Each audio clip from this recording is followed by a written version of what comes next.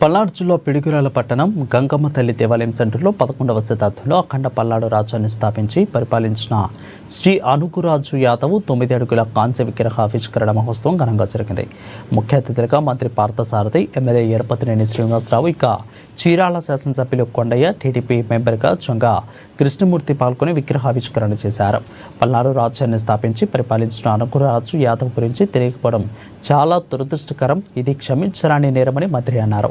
పల్నాడు అంటే కేవలం నాకమ్మ, బ్రహ్మనాయుడు పౌరుషాల గురించి మాత్రమే చిత్రకారులు, రచయితలు రాశారని, కానీ అనుకురాజు చరిత్రను రాయలేదని విమర్శించారు. యువత నిజమైన చరిత్ర గురించి తెలుసుకోవాలని కోరారు. యాదవుల కోసం ప్రభుత్వం అనేక సంక్షేమ పథకాలు అందిస్తుందని, వాటిని సద్వినియోగం చేసుకోవాలని సూచించారు.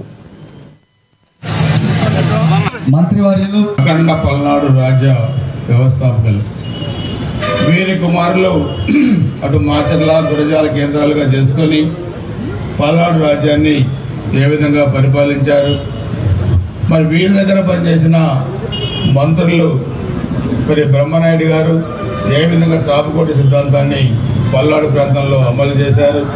అన్ని కులాలను ఒకచోటే కూర్చోబెట్టి కులమత భేదాలు లేవని ఎప్పుడో 800 సంవత్సరాల క్రితం చాటి చెప్పింది పల్నాడు మరి అనురాజ్ యాదవ్ వాళ్ళ కుమారుల ద్వారా అని చెప్పి కూడా మీకు తెలియజేస్తున్నాను. ఈరోజు మన ఈ యాదవ్ కమ్యూనిటీ చూస్తే తిరుమల తిరుపతి దేవస్థానం ఈరోజు ఈ ప్రపంచంలోనే అత్యంత ప్రాచుర్యం పొందిన దేవస్థానం.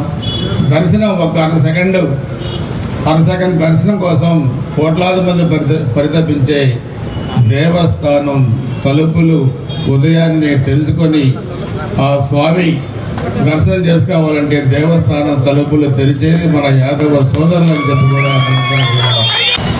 బ్రహ్మాండమైన విగ్రహాన్ని పల్నాడుకి అనుమతించే విధంగా అనురాజ్ యాదవ్ గారి విగ్రహాన్ని నెలకొల్పారు.